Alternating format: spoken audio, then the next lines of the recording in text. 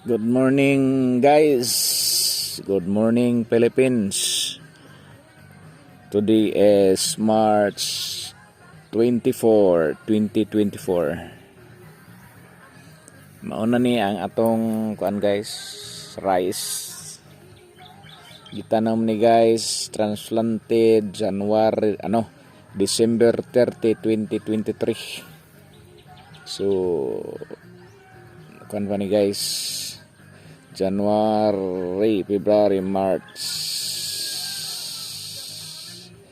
Karon pa ning March 30 mag 90 days guys, pero hinog naman guys. Oh. Murag di na ni maabtan og kan guys, pizza 30 guys. Oh.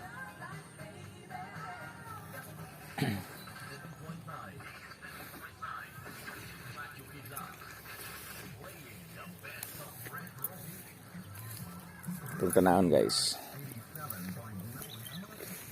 Hinog na guys. Paanin na lang siguro na ako nirong kuan guys, 27 3 days gikan karon. Kana na malay green guys oh. Kay basig matukong guys.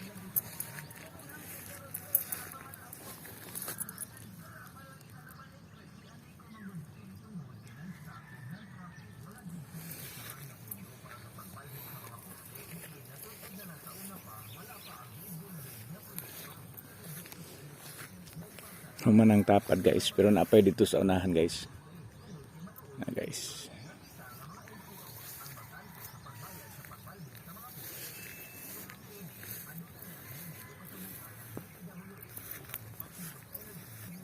Unahan na to ni guys kung kaya bigid ka ni kuan. Sige. Napang po uban guys nga kuan pa. Milking pa man. Ang ban. Gamay na lang noon. Napay nagmilking o katuning kuan guys, mga puna.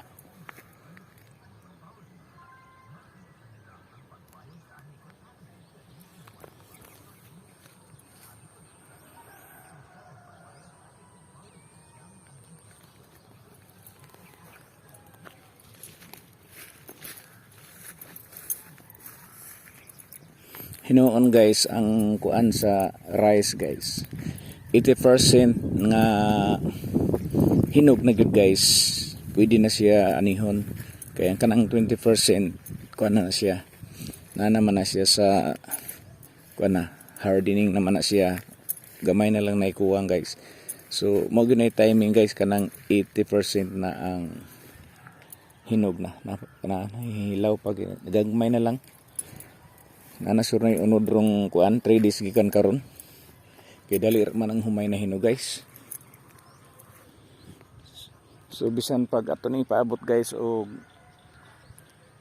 March 30, 90 days ra gud siya dai guys nga variety guys, kaning 160.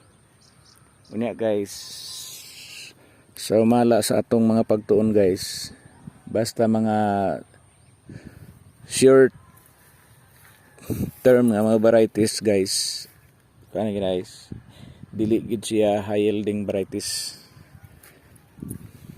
Kuha na gid siya guys, iyang makuha guys, tama na gid siya sa average guys.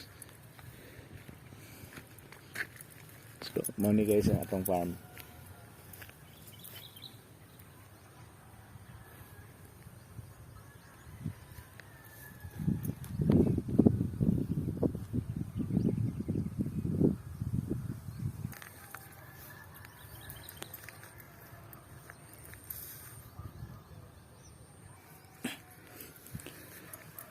Kaning mga short term varieties guys, average sa gini siya guys ang kunani, mga 90 kabans per hectare. 90 kabans, 50 kilos na guys. So kung 90, 4.5, 4,500 kilos ra guys. Pero kung kato pa ning mga 120 days variety guys, 110 or 120 days variety guys, tag-as kay ito siya uhay kani guys, mugbo ra ni. Katong 120 days variety, tag-as og uhay, tag-as siyag barog, o taas siyag time magkuan sipak guys. Mo nang isa ka punuan niya guys, daghan kay sulod kay taas man siya tayong pagpanipak guys. Plus tag-as ang uhay. So nang dagko siya abot guys. Sa una guys, RI-17 nga variety guys akong gitanom, niabot ko og 123 kabans guys. So 123 kabans per hectare. Kuha na siya guys, 6,150 kilos guys. So muna diferensya guys sa mga short term variety o mga long term. So advantage yun kung long term guys kay high yielding variety gina siya guys.